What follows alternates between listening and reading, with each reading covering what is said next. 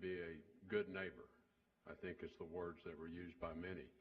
It shows its willingness to cease its enablement of the kind of destabilizing activities that go on, their payment of foreign fighters, their payment of militias to go into other countries and destabilize those countries, then Iran will not have a place around this table that was set today.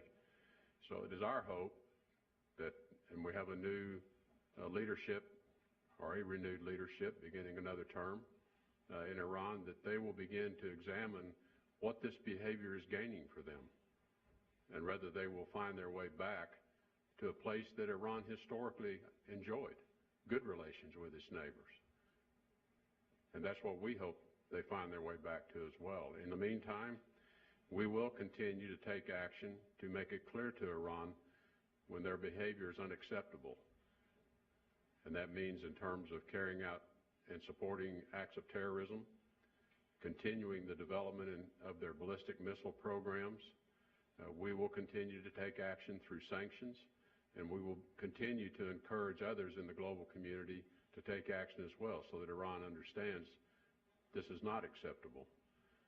So we will be dealing with Iran in the economic sanction front, and we will be dealing with Iran in these countries where they have decided to put their presence militarily. الإرهاب تعريفه سهل. أي شخص يقتل نفس بريئة بدون حق ما يعتبر إرهابي. أي شخص يدمر بيوت، يقتل أبرياء، الأطفال، النساء، الشيوخ بدون حق، هذا إرهاب.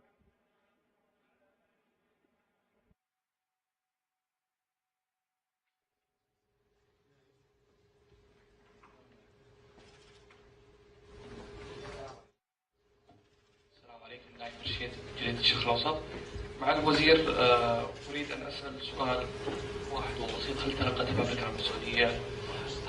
المملكة العربية السعودية وعود وتأكيدات من أن كل المواقف التي خرجت من واشنطن اليوم هي مواقف ستطبق على أرض الميدان بواقعية وحزم؟ علاقة المملكة العربية السعودية مع الولايات المتحدة تمتد أكثر من 8 عقود. العلاقة السياسية بدأت باجتماع المغفولة بإذن الله الملك عبد العزيز مع الرئيس الأمريكي فرانكلين ديلانو روزفلت في 1945. منذ ذلك الوقت إلى الآن والولايات المتحدة دائما عند كلمتها، والمملكة دائما عند كلمتها. فهذا سبب تكثيف العلاقات بين المملكة وبين الولايات المتحدة على مدى العقود الماضية. نحن نثق في كلمة الرئيس الأمريكي، ونحن نثمن وعود الرئيس الأمريكي، ونحن نتطلع للعمل مع الرئيس ترامب في كل المجالات اللي تخدم المصالح المشتركة وتخدم الأمن والسلام في المنطقة وفي العالم.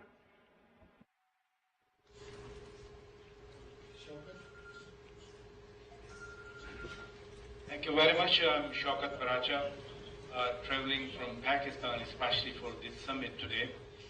My question to Excellency, the Foreign Minister of Kingdom of Saudi Arabia, is that Pakistan has been fighting against terrorism since 9/11, and we suffered more than 60,000 innocent lives. How has been the assessment in this conference that there could be shared learning from the experiences that Pakistan has got in this war against terror? And my question to Excellency is, the partnership desired today with the Muslim world must have certain processes to move forward. There is a lot of fear among the Muslim communities, including myself and my friends. There is a notion of Islamophobia all around in different countries.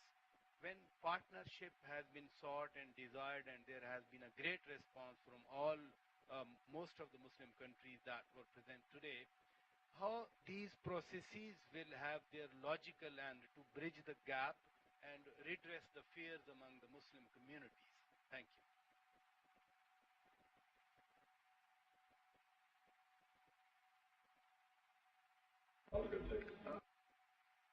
No, go ahead. I'm happy to. With respect to I think the relationship and how the Muslim world is viewed, if I assume you listened to President Trump's speech this afternoon, I hope he dispelled the concerns that many might have with that speech. And in terms of specific processes, much of what came from the 2 days that we've been here in Riyadh, working with our counterparts in the kingdom as well as working with the GCC countries, and we had a very good meeting this morning among the GCC countries, was to put in place specific plans of action that, working together, I think we will also improve the understanding among ourselves.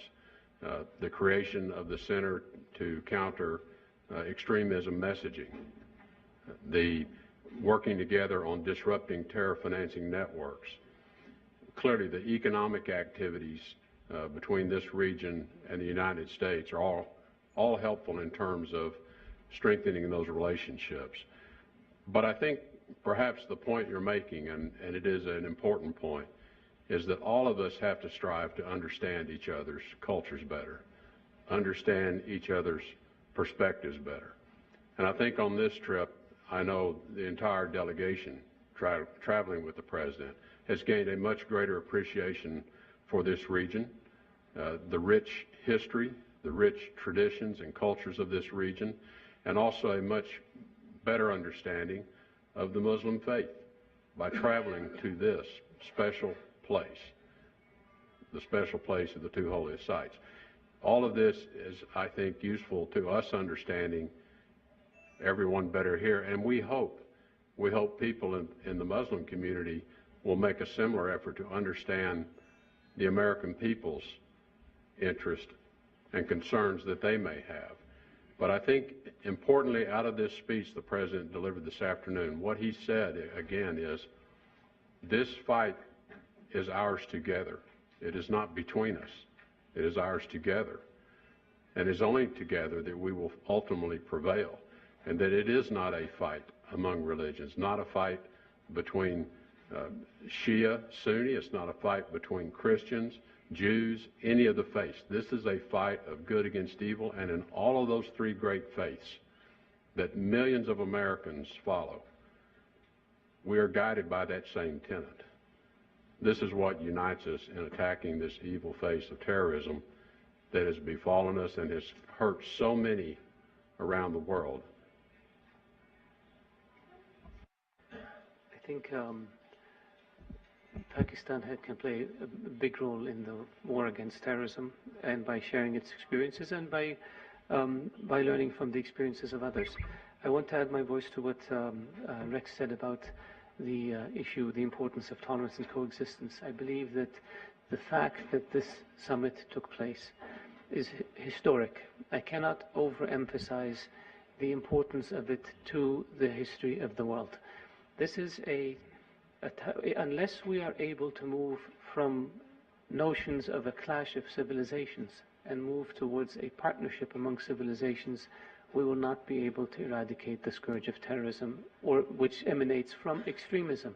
And extremism emanates from ignorance.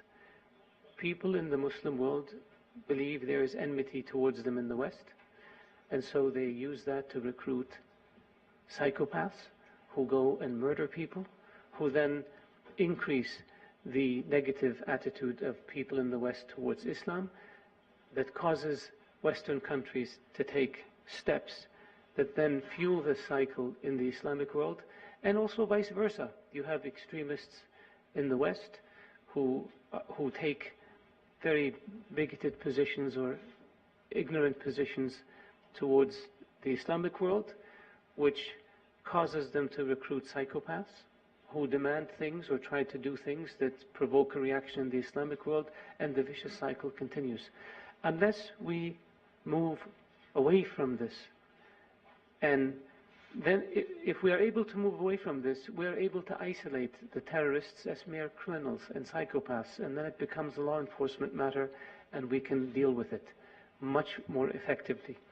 The President deserves a lot of credit for taking this step, making his first visit outside the US to the Kingdom of Saudi Arabia, the birthplace of Islam and land of the two holy mosques.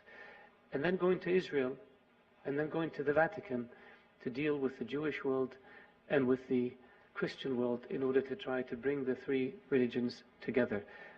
This is the way to proceed. This is the way we move from enmity to partnership. This is a fight, not a clash of civilization. This is a fight for civilization. It's, as the President said, it's good versus evil. And good includes everybody. Christian, Jew, Muslim, Buddhist, Hindu, everyone. And evil includes everyone who seeks death and destruction, irrespective of their faith. And so the importance and significance of this conference today is that it is the first step where there's an outreach and there's a desire to say we need to work together, and we need to work together in order to support good versus evil. And we need to take concrete steps to do that, to do so. And I think we have a number of concrete steps that came out of the conference.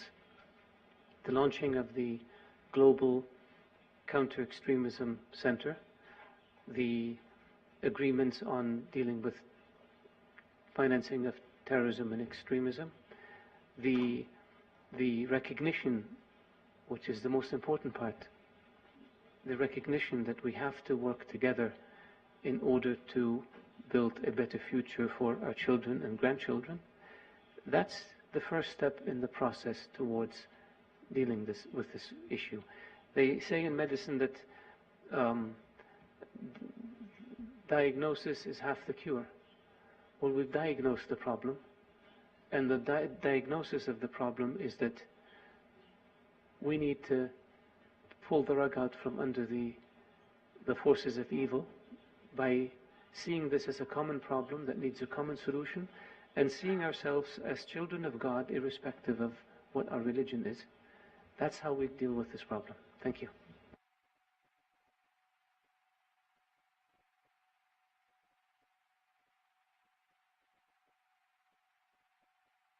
Thank you very much. أشكركم على مجيئكم. أتمنى لكم إقامة سعيدة في المملكة العربية السعودية. شكرا.